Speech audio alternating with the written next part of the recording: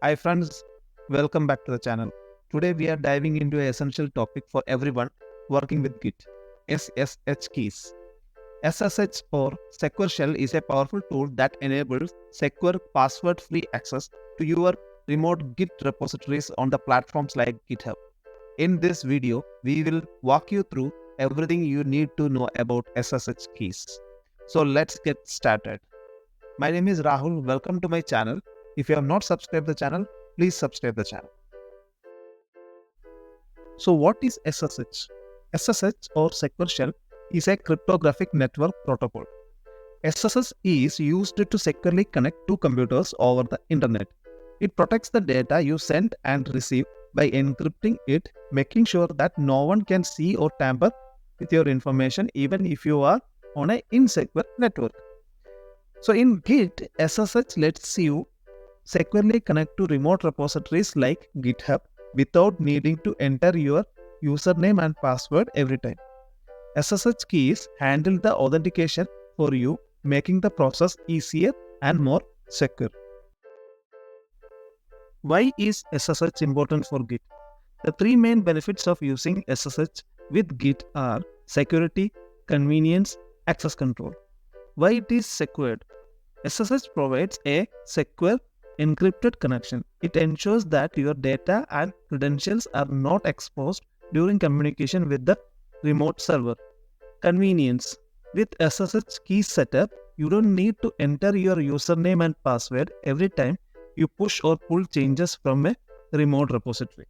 The authentication is handled automatically. Access control. SSH keys are unique to your machine and you can manage them individually. This gives you precise control over who can access your repositories. Now we will see how Secure Shell works with Git. When you use Secure Shell to connect a Git repository, you create a pair of keys, a public key and a private key. A private key, this stays on your local machine and should be kept secured. It is used to authenticate your machine to the remote server. Next one is the public key. This is shared with the remote server such as GitHub. The server uses this key to verify that you have the matching private key when you try to connect. When you try to push or pull from a repository, Git uses your private key to sign the request. The remote server checks this signature against your public key to confirm your identity. If the key matches, the server allows the action. If not, it rejects the request. So this is how SSH works with Git. Now we will see how to set up SSH for Git. First we will see the commands and then we'll do the practical session. So first step is the generation of the key pair, that is the private key and the public key. And the command for that is ssh-keygen, key generation -p RSA. So RSA is one of the most widely used public key crypto systems. Then -b 4096. This 4096 is the length of my key. That is 4096 bits. And -c. -c is used as a label for the identification. So here it is the email is used for identifying my repository. So this command in CLI will generate your public and private key in the local system. While executing this command, it will ask for passphrase. So we will understand what is passphrase. It is an additional layer of security used to protect your private key. If someone gains access to your private key file, they would still need passphrase to use it. So without passphrase, the private key is useless. That means it has an additional layer of protection. So passphrase is actually optional. If passphrase is created, then it is better to execute the next two commands to create the ssh-agent and add SSH key to the agent. So once key is added to ssh-agent, you don't need to enter the passphrase every time during the session to execute any action. Only required once. This is valid only for a session. Again, when you start a new session, you need to enter the passphrase initially to perform any action. Now that we have created the public and the private key, now we will see how to add the SSH key to your GitHub account. So for that one, we have to access the public key. We have two options. We can go to the folder, open the public key file in the notepad, copy that one and go and paste in the GitHub. Or we can view the same in the command line and then we can copy from the command line. So if you want to view the public key in the CLI, you can use the cat command along with the public key file path. So if you give the cat along with the path, you can view the public key in the CLI. From where we can copy that one, then we can open the GitHub, go to the settings option. There you have SSH and GPG key option.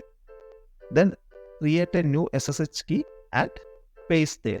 So we will see that one in the GitHub repository directly. So we have learned about the SSH keys and how to implement the same in the GitHub. Now we will do it practically to understand how it is generated and implemented in the GitHub. Open the git bash. So I have pasted all my commands in this Word file from where I am copying it and pasting in the CLI. The first one is the key generation command. I am pasting in the CLI. You can see the RSA 4096 bits and the label is my email ID. So it is generating the key pair. Here you can give the path in which the file has to be saved. So I am keeping it the default one. You can just click on enter again. Here you can give the passphrase actually. Before that I will just show the folder which is already created. You can see the .ssh folder is created, but inside that nothing is there. We have to first give the passphrase.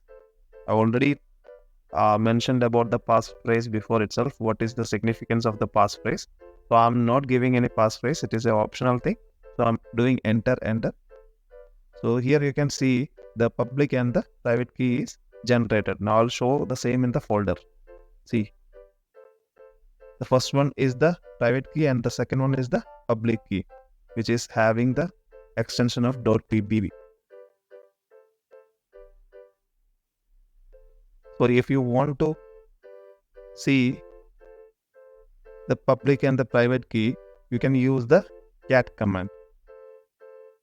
I'll show you the private key. I'm just pasting the command. Oh, this is my private key, see. And for the public key, the same thing. rsa.pub. I'm pasting it. So this is my public key. So now this public key we have to copy and paste in the GitHub. So I'm copying it.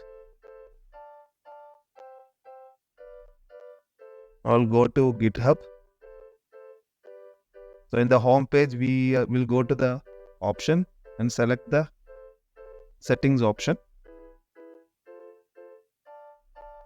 In the setting option, we can go to SSH and GPG keys. Here, new SSH key. Give a title, name for your public key, and then paste the public key in the space provided. And add that SSH key.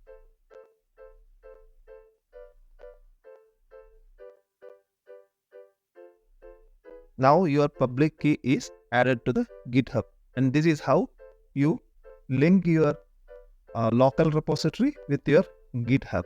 Now for doing any kind of operations like pushing or pulling or merging, you don't require to give the login ID and the password.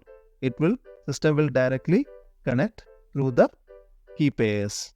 That is your private and the public key, and it will be in an encrypted format, which is very secured. Thank you for staying connected. If you have any doubts or clarification required on the topics covered, please do comment in the comment box. We'll reply as soon as possible. Thank you.